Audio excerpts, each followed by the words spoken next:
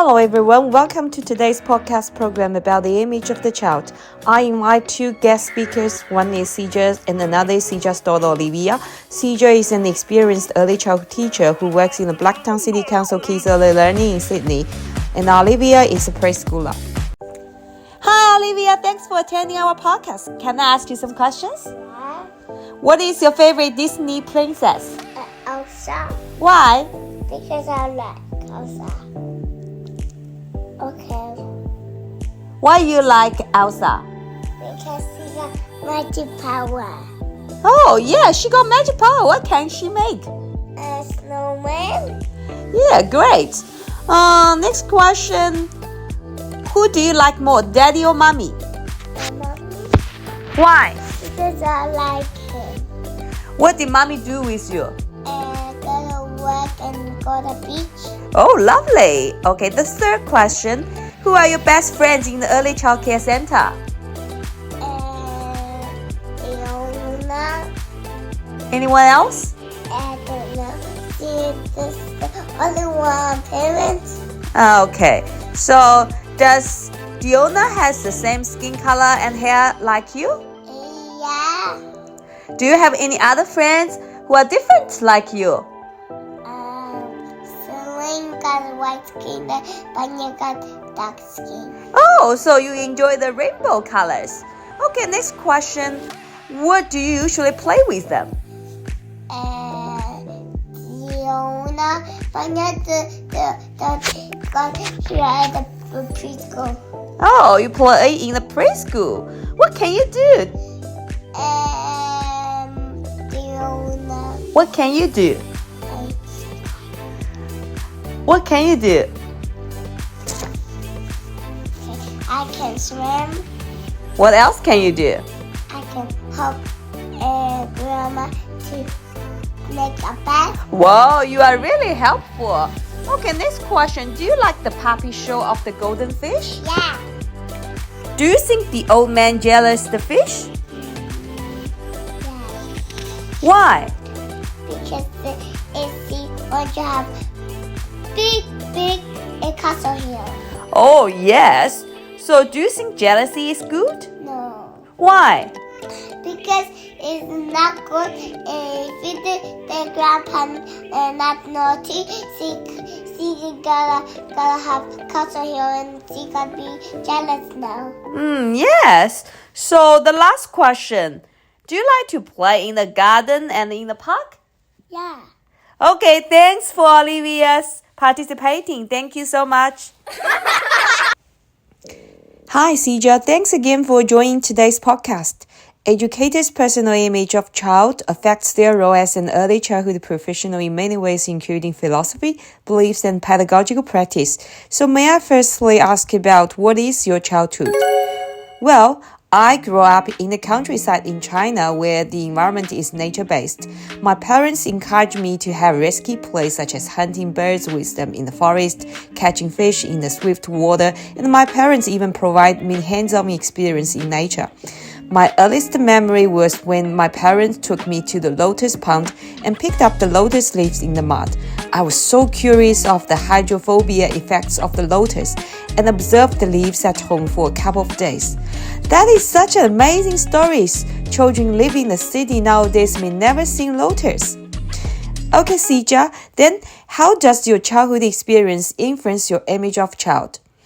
In my childhood, I feel I am creative, smart, and have the freedom to play in the nature, dirty my hands with mud, feeding animals, and I can overcome obstacles by communicating and asking questions to people around me. These influence my image of children are the wisest, kindest, most beautiful, and magical humans on earth. For what they believe is what they become.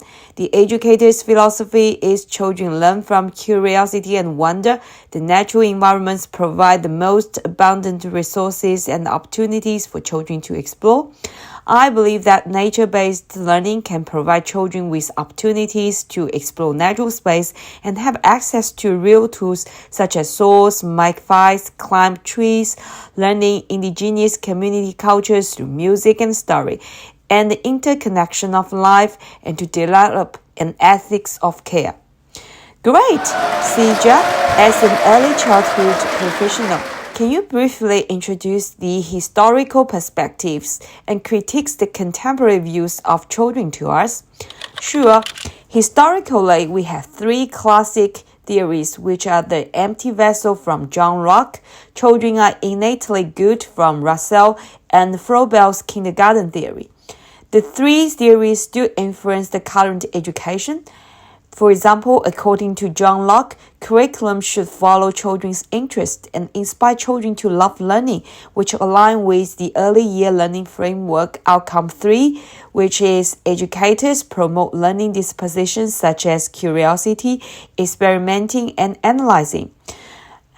I personally feel I'm very interested in Russell's theory because he supports nature-based learning and provides children with developmental appropriate education. This idea resonates the sustainability principle in the early year learning framework and Piaget's developmental theory, which emphasizes on providing materials for children's active participation. However, Russell's curriculum is only for boys, which I'm not agree with, and I advocate gender equality, and educators provide learning experience according to children's interests instead of gender. As my daughter Olivia said, she likes playing in the garden and playing in the park. I support her play outside for 3 hours each day, which include watering the garden, play in the sandpit, play in the park, and swim in the pool. Another series is Froebel, which creates the kindergarten. Froebel believes play-based curriculum and clarify the educators need specialized training. I critically reflect on the play-based learning with intentionality that creates relationships, test out ideas, and challenge each other's thinking. I also implement critical reflection in my teaching by attending professional training and team meeting. Great! As regard to contemporary views, there are Loris Malaguzzi, constructivists including Piaget, Maria Montessori, and Rudolf Steiner. Post-structuralism theorists include Foucault and Canella. Malaguzzi believes children are rich, positive, strong, capable, and can express themselves in 100 languages. Environment is a third teacher and the importance of community and communication. I reflect on the Reggio Emilia approach and finds that aligning with family is very important in Australia because Australia is a multicultural country where children are from diverse cultural backgrounds. Respecting and responsive to families' cultural practice enhance children's development. I also adopt a new way of observing children from the Reggio Emilia approach, which I did not pay attention to in past practice. Children need to learn and build friendships with other children. Children learn for others. The constructivists believe that children take an active role in interacting with their environment and the people around them to make sense and construct meaning. The pedagogy supports active hands-on experience, sensory motor experience, and pre-operational concrete experience. I previously adopted the traditional model of teaching approach, such as using themes to organize and plan the curriculum. The children are passive receivers of information. After learning from the constructivist theory, I now embrace a natural-based approach and regard children as explorers and investigators. I first use webs to organize the thoughts and ideas that children already know about and what they want to know. The image of the child is a person full of thoughts and ideas and engage in the topic. Then I organize an investigation through field trips, expert visitors, books, activities, and experiments to gather children to their questions. Finally, I encourage children to do some large-scale group construction and integrate and share what they have learned during the projects. For example, I once did an insect hotel experience with children. We collect recycled pots, newspaper, bamboos to build an insect hotel. We read books to research how to make the insect hotel. Post-structuralism theories provide insights into issues of power, equality, and social justice. In the early childhood setting, they also believe children from diverse cultural backgrounds can enrich and expand educators' ways of knowing. I used to work in the mainstream early childhood service in China. The educator used to work in the mainstream early childhood service in China, where children are from the same race and ethnicity group, and children with disabilities are excluded from the mainstream school. Now I look from multiple perspectives, including Aboriginal and Torres Strait Islander perspective of two-way learning, embracing social relational model to support children with disability by accommodating the social and physical environment, and respecting for diversity. For example, my daughter has friends with diverse cultural background. I encourage her to explore different skin shade and critiques her idea that dark skin is ugly. Now she enjoys friendship with others from diverse cultural background. I also support children from marginalized groups by advocating for power and voice. For example, celebrating choice of food from their home culture by asking children and their families. I also critique some popular images of the child such as childhood innocence, child as monsters, and child as embryo adults. Childhood innocence inhibits active exploration of diversity, injustice, and social realities, even though enhance child protection. Child as monster denies children's agency, while child as embryo leads to passive teaching and learning. Great. Hi, Sija. What is your image of child? My image of child is they are the wisest, kindest, most beautiful, and magical humans on earth. For what they believe is what they become. Contemporary views such as the social cultural model and the constructivist model are aligned with me.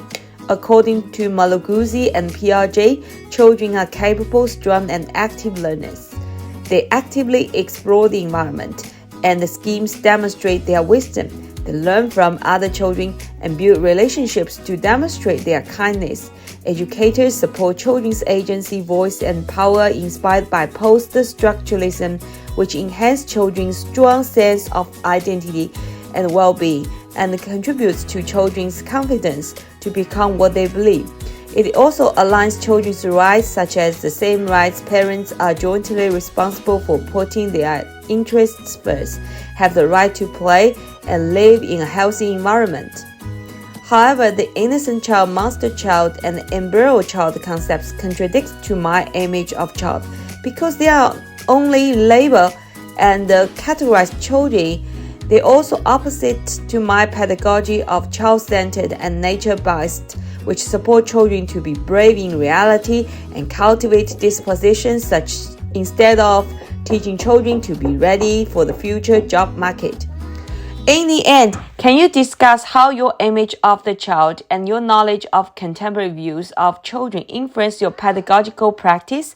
I will implement a nature-based learning approach and project-based learning approach to discuss with children their interests and wonders around nature and surround them in their investigation by collecting nature materials, organizing field trips, and inviting experts to do incursions.